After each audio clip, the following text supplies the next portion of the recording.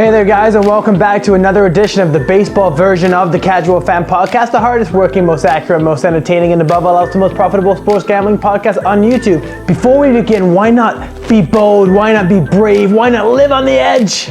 Give us a like, give us a subscribe, thank you very much. And also, when you're lucky enough to not have to see my ugly mug while I deliver my picks to you, I post all my picks every single day of the Major League Baseball season on my Twitter account, which is at Benz_best_bets. You can find all my picks there.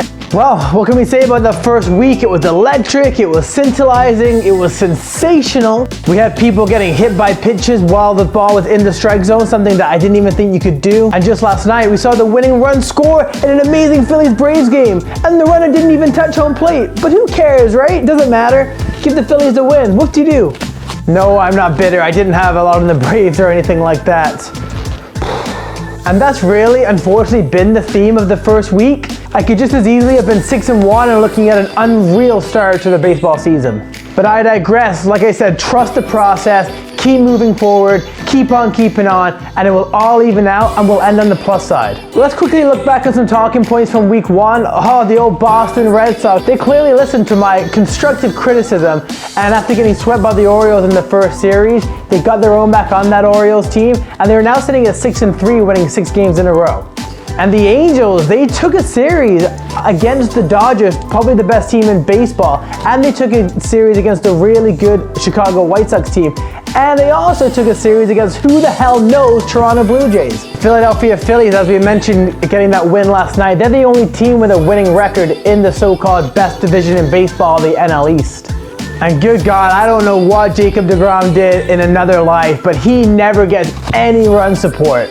He only won 4 games last season, and he's 0-2 this year as well. The Mets just don't seem to be able to put runs on the board when he's on the mound. That may be a strategy to use moving forward. I bet the under when deGrom faced the Marlins, and the number was really low. The number was 7, but I just didn't trust the Mets offense in the deGrom start, and the Mets ended up losing 2-0. The Dodgers are great. Clayton Kershaw got his groove back yesterday.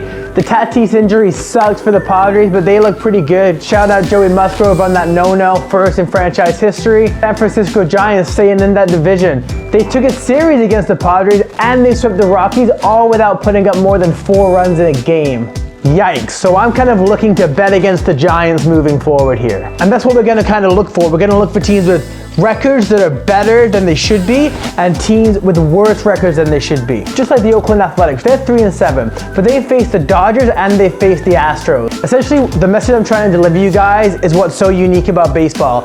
It's the fact that in every division, the bottom team is at least 3-6. That's baseball, straight up.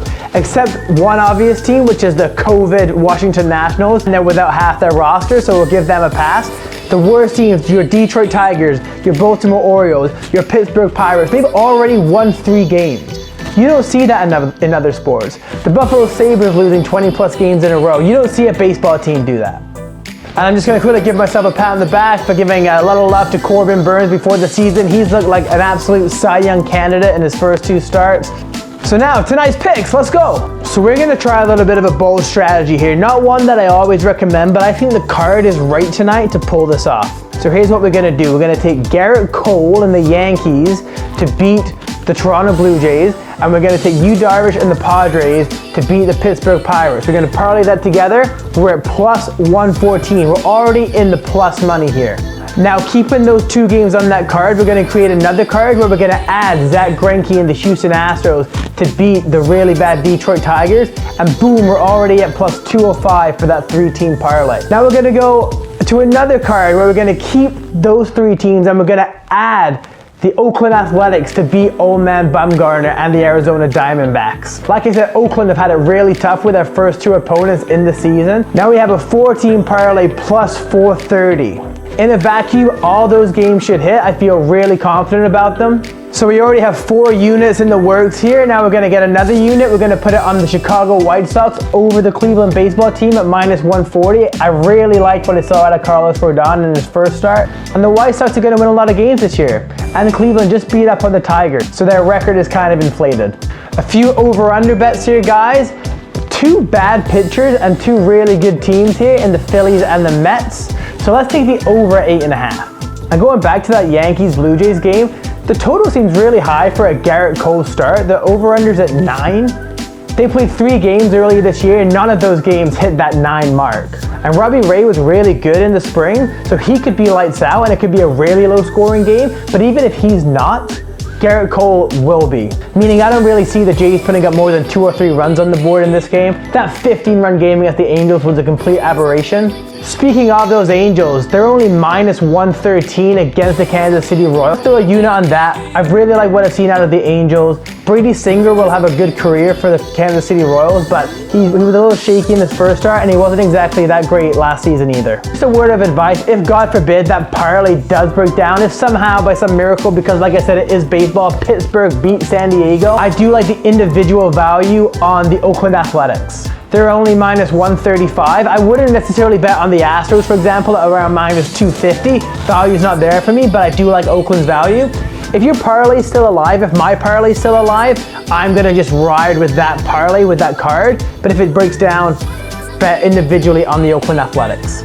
So guys, I've just given you 4 parlays, 2 individual plays, 2 over-under plays, lots to get after tonight. I'll be back in the next couple of days to recap the bets we just made, to preview some bets moving forward. When I'm not on YouTube, like I said, you can find me on Twitter at Ben's Best Bets. Like, subscribe, peace.